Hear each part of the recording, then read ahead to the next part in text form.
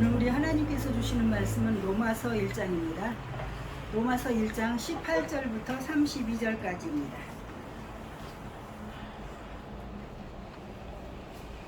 신약성경 240쪽입니다.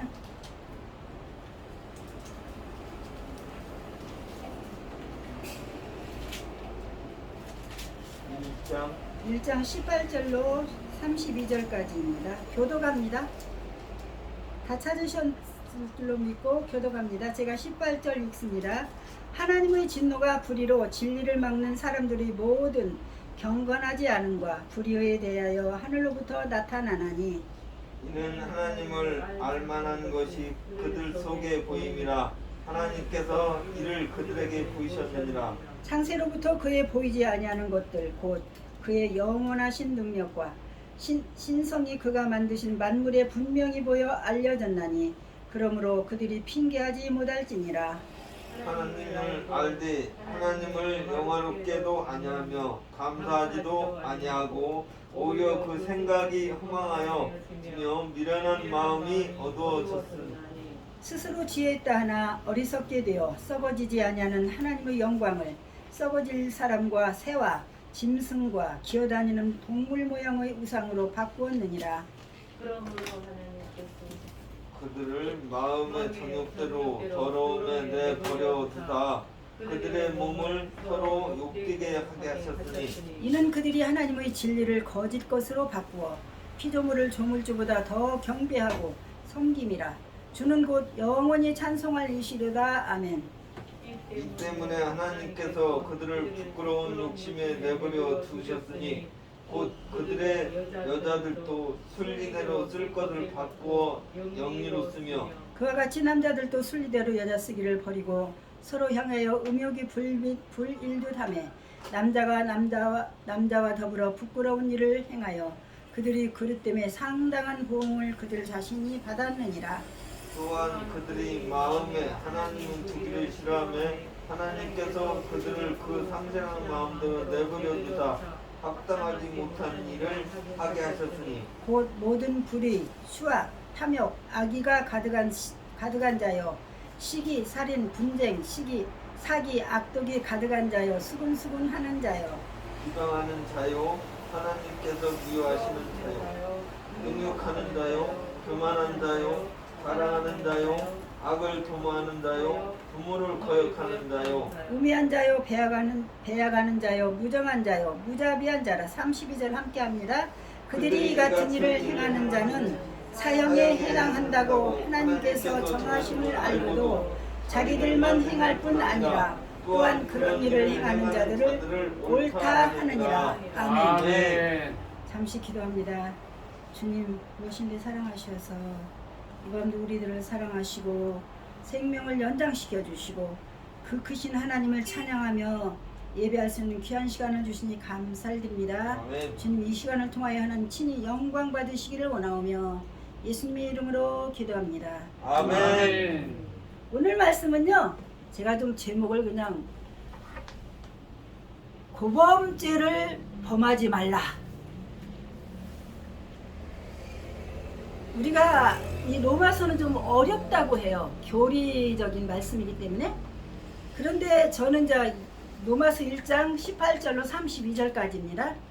여기에 지금 24절에 보면 내어버려 두사, 26절에 보면 내버려 두셨으니, 28절에 보면 내버려 두사. 어떤 대로 마음의 정욕대로 더러움에 내버려 두사. 24절, 26절에는 그들을 하나님께서 그들을 부끄러운 욕심에 내버려 두셨으니, 28절에 보면 그들이 마음에 하나님 두기를 싫어하며 하나님께서 그들을 그 상실한 마음대로 내버려 두사. 내버려 두사, 내버려 두사가 세 번이 나옵니다. 24절, 26절, 28절. 그러니까 우리가 세속적으로 세상적으로 말하면 남자와 남자로 더불어 여자와 여자로 더불어 동성연애 이런 것들이 지금 사회적으로도 엄청 우리나라뿐만 아니라 세계적인 지금 이슈가 되고 있는 사실이에요. 그래서 고범죄를 짓지 말라, 이것은 좀 더 제가 강하게 표현을 합니다. 왜 그런가 하면 우리가 하나님을 믿는 사람들도 이건 하나님의 말씀이 가지 말라고 그랬어. 그러면서도 어떻게 자신도 모르게 가는 그런 죄악을 범하고 있잖아요. 그러니까 죄악임을 알면서도 행하는 거. 그러니까 여기에 지금 보면 28절에 그들이 마음에 하나님 두기를 싫어하며 지금 온 이 나라뿐만 아니라 세계적인 모든 인류들 마음에 하나님을 마음에 두기를 싫어하며, 그러니까 하나님께서 그들대로 내버려 두사 사생하라 그러죠. 버린 자식을. 그러니까 내버려 두사.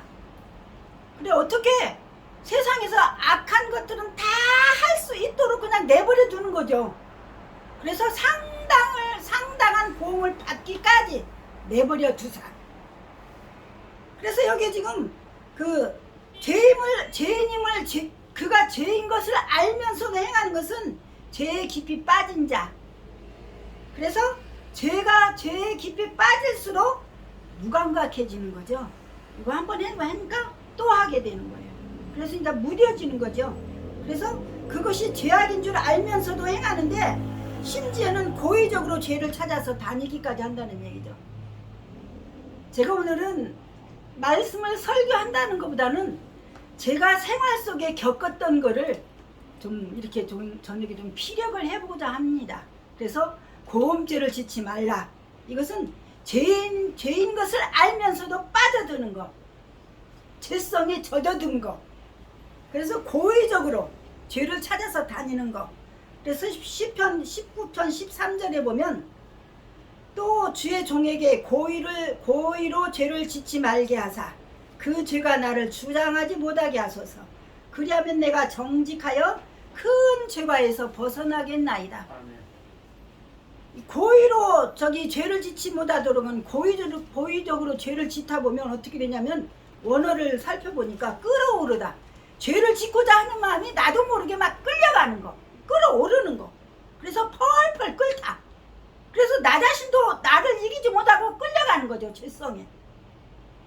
그래서 고의적으로 계획적으로 무례하게 죄를 범하는 거.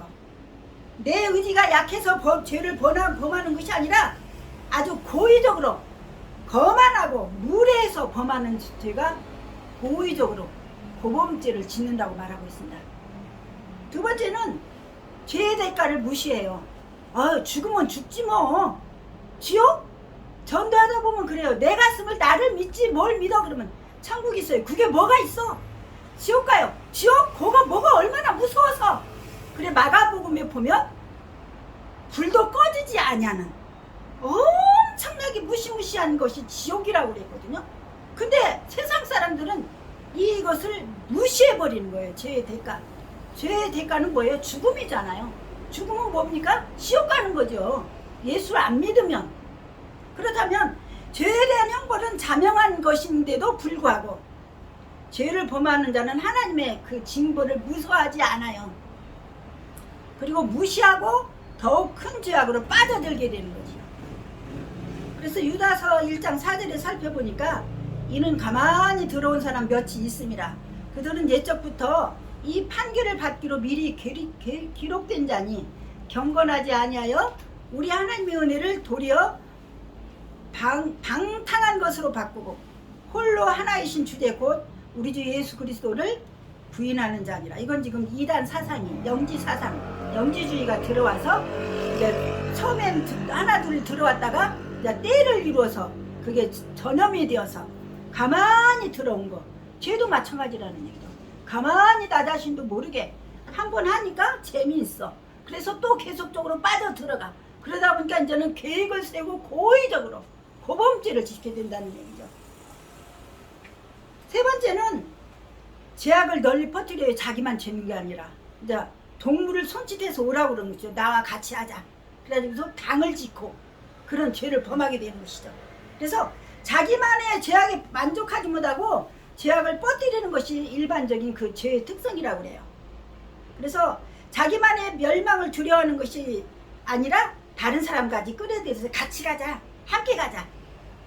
그래서 디모데후서 3장 13절에 보면 악한 사람들과 속이는 사람들은 더욱 악하여져서 더욱 악화해져서 악한 사람들과 속이는 자들은 한 번 하고 두 번 하다 보니까 그 죄를 짓는 것이 담대해져 버린 거예요. 이게 담력이 커져 버린 거예요. 그래서 속이기도 하고 속기도 하나니 어떻습니까? 지금 우리 사회는 바울이 예고한 것처럼 종말론적 현상이 이미 진행되고 있어요. 그래서 때가 거의 가까워 왔다. 그런 시점에 우리는 살고 있는데, 그러므로 하나님의 말씀에 가르침에 복종하고 두렵고 떨리는 마음으로 구원을 이루라고 빌립보서에 있죠. 그런데 여기 지금 디모데후서 3장 10절로 17절에 보면 하나님의 영감된 말씀만이 인간을 온전한 구원으로 인도하는 그런 말씀이라는 얘기죠.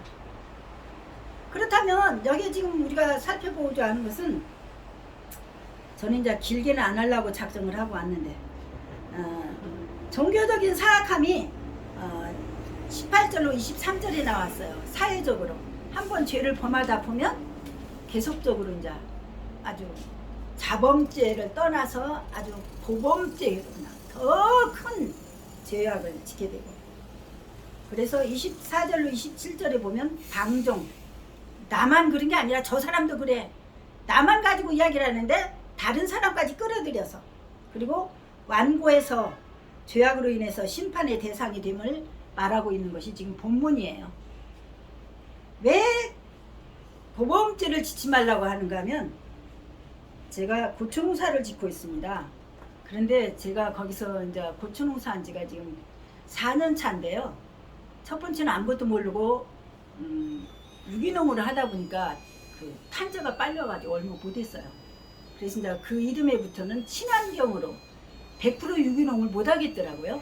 그래서 탄저가 오면 탄저약만 농약을 써요. 그래서 이제 올해도 탄저가 왔는데, 왜 탄저가 빨리 오냐?